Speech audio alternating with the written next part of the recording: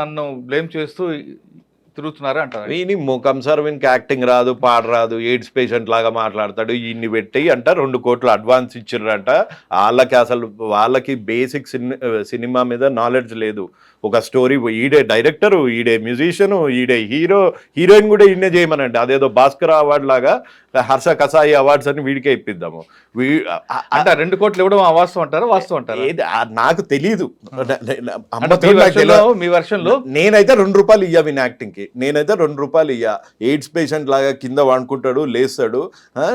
నిజంగా చావు అంటే మనిషి చచ్చినప్పుడే తెలుస్తుంది అంటే, అరే అది యాక్టింగా? చావు అన్నది మనిషి చచ్చినప్పుడే తెలుస్తుంది. దానికి నువ్వేమన్నా గలీలియో లాగా యురేకా అనుకుంటా బయటకు వచ్చి చెప్పడానికి అందులో ఏముందిరా భయ్? అది ఆ టీజర్ని కూడా కొంతమంది వావ్ సూపర్ అంటే వాళ్ళకి కళ్ళు లేవు. థంబ్నెయిల్స్ ఎట్లుంటాయంటే, ఒక్క సినిమాతో ప్రభాస్, పవన్ కళ్యాణ్, రామ్ చరణ్, ఎన్టీఆర్కి అందరికీ చెమటలు పట్టించిండట. ఏది మీరు అంటే కొంచెమన్నా సిగ్గుండాలి సార్. అంటే పెట్టుకొని కన్నా మన ఆడియో టీజర్ లాంచ్ థంబ్నెయిల్ ఏంటంటే ఒక్క ఇంటర్వ్యూతో ఒక్క మీడియాతో నువ్వు గుక్క తీసుకోకుండా అండ్ కుక్కలాగా అరవకుండా, కుక్కలాగా చేయకుండా నువ్వు ఒక్కటి చేయవయ్యా. ఒక చిన్న వేమన శతకం చెప్పు, ఒక చిన్న పద్యం చెప్పు, ఒక చిన్న ఫార్ములా చెప్పు. అంటే సినిమా యాక్టర్ అవన్నీ అవసరం లేదు అనుకుంటున్నాడే. అదే ఒక ఎక్స్పీరియన్స్ లేదు. మీరు మళ్ళీ బ్యాక్ వెళ్దాం. హర్ష సాయి అన్న వ్యక్తికి 2 కోట్లు తీయడానికి అడ్వాన్స్ తీయడానికి ఆయన పవన్ కళ్యాణ్ అని మీరు అంటున్నారు. కళ్యాణ్ గారికే ఇచ్చిన అగ్రిమెంట్స్ ఉంటాయి కదా. అంటే ఇప్పుడు ఈయనకి హర్షకి 2 కోట్లు ఇచ్చారని ఆమె చేసిన ఆరోపణ కూడా అవాస్తవం అనుకోవచ్చా? వాస్తవమా మళ్ళీ చెప్తున్నా. అసలు టీజర్ అయితే బయటకు వచ్చిందా? వీని 3rd క్లాస్ యాక్టింగ్ అయితే బయటకు వచ్చిందా? వీనితో సినిమా తీద్దామని నా అంత పెద్ద సూపర్ స్టార్తో సినిమా తీద్దామని ఇల్లే వచ్చిర్రా అంటారా? ఇన్ని వాస్తవాలు అయినప్పుడు, ఇన్ని టీజర్లు బయటకు వచ్చినప్పుడు వాళ్ళు అడ్వాన్స్ ఇచ్చారు లేకపోతే వాళ్ళు డబ్బులు ఇచ్చారు అన్నది ఒక్కటే అవాస్తవం అని ఎందుకు అనుకుంటున్నారు? కానీ హర్ష చెప్పే విషయం ఏంటంటే, నన్ను పెట్టుకొని 2 కోట్లు వాళ్ళు అప్పులు చేస్తున్నారు, వాళ్ళ స్టేట్మెంట్ ఇవ్వమంటే. అసలు నేను హర్ష సాయితోని సినిమా తీస్తా, ఇప్పుడు నేను తీస్తా సినిమా, నాకు ఎవడన్నా అడ్వాన్సులు పంపించండి. 10 రూపాయలు రావు, 10 రూపీస్ రావు. అంటే టీజర్ రిలీజ్ అయింది కదా వాళ్ళు 10. వాళ్ళకంత తెలివి ఉంటే ఈ దిక్కుమాలినోడి దగ్గర ఎందుకు ఇరుక్కుంటారు సార్? సరే, హర్ష విషయంలో వాళ్ళు డబ్బులు ఇచ్చారు అనుకుందాం టెంపరీగా. కానీ ఈ రిలేషన్షిప్ విషయం వచ్చేసరికి హర్ష రేప్ చేశాడని ఆమె కంప్లైంట్ చెప్పారు కాబట్టి ఒక విక్టిమ్ చెప్పిన మాటలు మనం ఖచ్చితంగా నమ్మాల్సిందే. ఎందుకంటే ఒక స్త్రీ 4 గోళ్ల మధ్య జరిగిన విషయాన్ని బయట చెప్పిందంటే ఖచ్చితంగా సంథింగ్ హ్యాపెండ్. రైట్. ఇంతకాలం ఎందుకు ఆమె ఆగింది? వెంటనే ఇచ్చుంటే ఒక బెనిఫిట్. సార్ మీరు అన్నట్లు బెదిరింపు ఉంది, ఎవరో బెదిరించారు, లేదా యువ సామ్రాట్ ఏ విధంగా అయితే కేసులు పెట్టి వేధించాడు అదే విధంగా తన కూడా ఇరుక్కుంటుందని భయపడి ఆగింది అనుకుందాం. కానీ 1 year వరకు ఎందుకు ఆగాల్సి వచ్చింది? వాడి క్లెయిమ్ ఏంటంటే, ఆ అమ్మాయి ఎందుకు ఆగాల్సి వచ్చింది? జనరల్గా నేను దానికి 1 word ఆన్సర్ ఇస్తా.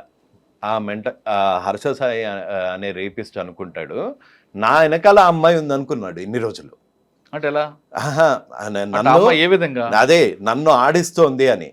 నేను ఎప్పుడైతే సార్ బండారం బద్దలు కొట్టానో, ప్రతి వీడియో ఎప్పుడైతే మిలియన్స్ ఆఫ్ వ్యూస్లోకి వెళ్ళిపోయాయో, అప్పటి నుంచి ఈ బాధితులకి ఒకలాంటి భరోసా వచ్చింది, ఒకలాంటి ధైర్యం వచ్చింది. అంటే ఇప్పుడు ఇకపై అమ్మాయి లాంటి వాళ్ళు కూడా ముందుకు వస్తారంట. ఆల్రెడీ కాంటాక్ట్ లో ఉన్నారు. This is just the beginning of a very big dirty picture.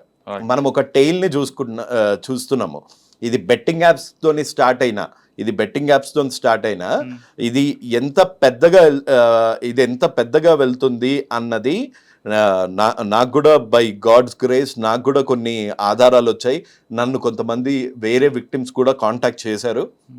వాళ్ళకి ఇంకా ధైర్యంగా బయటికి వచ్చి ఇతను చేసిన దుర్మార్గాలు చెప్పడానికి అమ్మాయిలు సార్, వాళ్ళ ఫ్యామిలీ ఉంటుంది, పెళ్లి కావాల్సిన పిల్లలు ఉంటారు, పెళ్లి కావాల్సిన ఏజ్లో ఉంటారు. ఇలా బయటికి వచ్చి మీడియాలో అంతా రచ్చరచ్చ అయిపోతే వాళ్ళకి పెళ్లి కాదు అని వాళ్ళ మదరు ఫాదరు సూసైడ్ చేసుకుంటా అని బెదిరించిన వాళ్ళు కూడా ఉన్నారు కొంతమంది ఇతని విక్టిమ్స్. సో ఇతని గురించి నా వాయిస్ విని నా వెనకాలకు వచ్చి బాధితులు ఉన్నారు, కానీ బాధితుల వెనకాల నేనున్నాను, కానీ నా వెనకాల బాధితులు లేరు. కానీ అంటే ఇకపై వస్తారు. ఇక చెప్పా కదా, ఇది just beginning of a very big dirty picture, just the beginning. ఇతను ఎంత క్రిమినల్, ఇతను ఎంత ఎంతమంది అమ్మాయిల జీవితాలతో ఆడుకున్నాడు. తనే చెప్పాడు కదా, నా దగ్గర 10 హార్డ్ డిస్కులలో అమ్మాయిల ఫోటోలు పెట్టుకునే పర్వర్టెడ్ గై నువ్వు ఏదో పెద్ద సమాజ సేవకుడిలాగా ట్రూత్ విల్ ట్రయంప్ కూడా కాదు, ఇట్లా పెట్టి my lawyer Tadikonda Chiranjeevi will address అంటే ఏం అడ్రస్ చేస్తాడు? ఆయనను కూర్చోబెట్టి ఆయన తద్దనా బద్దనా అంటున్నాడు, అక్కడ ఛత్రపతి డైలాగులు చెప్తున్నాడు. చెప్పండి, అంటే ఈ ఇష్యూ ఇక్కడతో కాదు, ఇంక ముందు ముసలి పండుగ. అసలు యాక్చువల్గా మనం చిన్నప్పుడు చదివాం, పువ్వు పుట్టగానే పరిమళిస్తుంది అన్నట్టు. ఈ హర్ష సాయి ఫ్యామిలీ బ్యాక్గ్రౌండ్ ఏంటి? రాధాకృష్ణ కతియార్ ఏ వ్యాపారం చేసేవారు? ఆయన వడ్డీ వ్యాపారా కాదా? ఎంతమంది పేదవాళ్ళ రక్తం తాగాడు?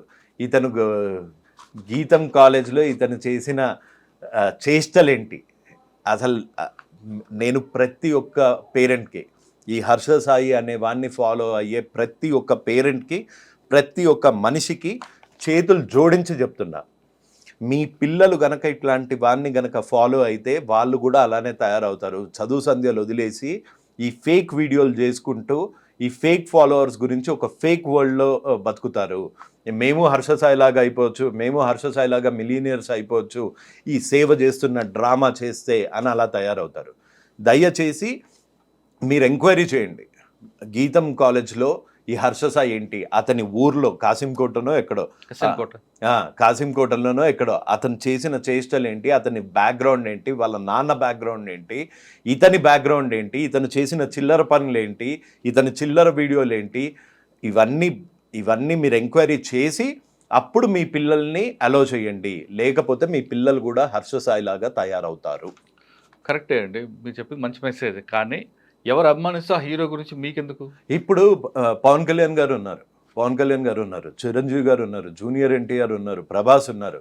చాలా కింద స్థాయి నుంచి వాళ్ళు స్టార్ట్ చేసి ఒక యాక్టింగ్ అన్న ఫౌండేషన్ నుండి ఒక కోర్స్ తీసుకొని ఒక హార్స్ రైడింగ్, ఫైట్ సీన్స్, ఇవన్నీ డాన్స్, ఇవన్నీ నేర్చుకొని వచ్చారు. అంతేగాని సచిన్ టెండూల్కర్ అవ్వచ్చు, మీరు అంటున్న Virat Kohli is not known for betting apps. Virat Kohli is known for getting a cup, world cup for India. Dhoni వాళ్ళు ఎన్నేళ్ళు కఠోర శ్రమ చేస్తే వాళ్ళు ఆ స్థాయికి వచ్చారు. ఇతను ఏంటండి 2 ఏళ్ళు సేవ చేస్తున్నట్టు డ్రామా చేసి బెట్టింగ్ యాప్స్ ప్రమోట్ చేసి కోట్లు తీసుకొని వాళ్ళతో పాటే ఇతను అనుకుంటాడు. అసలు ఇతని యాటిట్యూడ్ ఒక్కసారి చూడండి. ఇతని యాటిట్యూడ్ మీకు ఒక ఆడియో వినిపిస్తాను.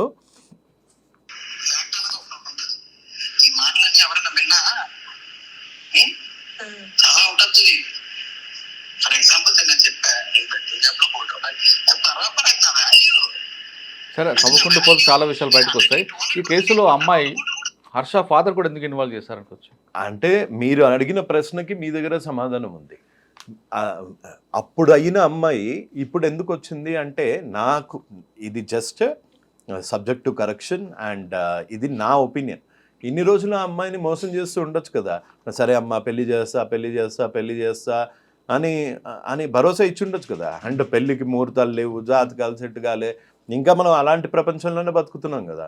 సో దాని గురించి వెయిట్ చేస్తుండొచ్చు.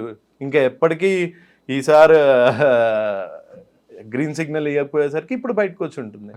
సార్, ఫైనల్గా చెప్పండి, హర్షపై పడిన కేసు అతను తప్పు చేయలేదు అని ప్రూవ్ చేయగలంటే అవుతాడంటారా, అవడంటారా? ఒకటి. రెండోది, అవ్వాలనుకుంటే ఆయన ఏం చేయాలి? అతను ఫస్ట్ ఆఫ్ ఆల్ ఒకవేళ తప్పు చేయనివాడు పోలీసుల నుంచి తప్పించుకొని తిరగడు. డైరెక్ట్గా బెయిల్ అప్లై చేద్దాము అని తిరగడు. తప్పు చేయనివాడు శిక్ష పడితే పడింది, ఇవాళ కాకపోతే రేపు నిజం బయటకు వస్తుంది అని వెళ్ళి పోలీస్ స్టేషన్లో వచ్చి కూర్చోవచ్చుగా. మొత్తం తండ్రి కొడుకులు ఇద్దరు ముఠాలాగా పారిపోయి ఏది కమిషనర్ ఆఫీస్లో ఇలా నడుచుకుంటూ వెళ్ళే బ్యాక్గ్రౌండ్ మ్యూజిక్ పెట్టే హర్ష సాయి ఒక్కసారి అక్కడికి వెళ్ళి ఎట్లా కూర్చున్నాడు? ఇది యాక్చువల్ రహస్యం. 100% అతను తప్పు చేశాడు. అతను తప్పు చేద్దాము అన్న ఉద్దేశం లేకపోతే ఆ అమ్మాయి ఒక్క కాల్ కూడా రికార్డ్ చేసుకునేవాడు కాదు. ఆ అమ్మాయి ఫేక్ అలిగేషన్ చేస్తుంటే ఆ అమ్మాయి దగ్గర వాయిస్ రికార్డులు ఉండాలి. ఏది నువ్వు నన్ను చేసావా లేదా ఇది ఇట్లాంటి వీడియోలు ఆ అమ్మాయి దగ్గర ఉండాలి, ఆ అమ్మాయి దగ్గర వాయిస్ రికార్డింగ్స్ ఉండాలి. నా దగ్గర ఎందుకు ఉండాలి వాయిస్ రికార్డింగ్స్? ప్రీ ప్లాంట్ ఇది, మా దగ్గర ఎందుకు ఉండాలి వాయిస్ రికార్డింగ్స్? ప్రీ ప్లాంట్ కదా. ప్రీ ప్లాన్డ్ గా అతను ఆ అమ్మాయిని ఇరికిచ్చాడు, ఆ అమ్మాయిని రేప్ చేశాడు కాబట్టి తప్పించుకొని తిరుగుతున్న దొంగ. ఓకే, ఇప్పటికైనా హర్ష సాయి తన నిజాన్ని బయట పెట్టాలంటే, లేదు తను తప్పు చేయలేదని అనకుండా అభిమానులందరూ భావించాలంటే ఖచ్చితంగా పోలీస్ స్టేషన్ ముందు వచ్చి పోలీసుల ముందు లొంగిపోతే కరెక్ట్గా తెలుస్తుంది అంటున్నారు రవి గారు. లేదు అంటే ఎక్కడైతే ఎవరికైతే ఏ ముసుగులో అయితే తిరుగుతున్నావో ఆ ముసుగు ఎప్పటికైనా బయటపడుతుంది, ఖచ్చితంగా కోర్టులో శిక్ష అనుభవించాల్సి వస్తుంది అంటూ చెప్తున్నారు. ఇది కేవలం ప్రస్తుతం నార్సింగ్ పోలీస్ స్టేషన్ కేసు అనేది ఇది ముందు ఆరంభం మాత్రమే, ఇంకా ముందుంది ముసలి పండుగ అంటూ చెప్తున్నారు. ఇది హర్ష సాయి ఇష్యూలో యువ సామ్రాట్ రవి గారితో ఇంటర్వ్యూ. వచ్చే వారం మరో ఇష్యూలో మళ్ళీ కలుద్దాం. అంతవరకు నమస్తే, thank you sir. Thank you. జై హింద్ సార్.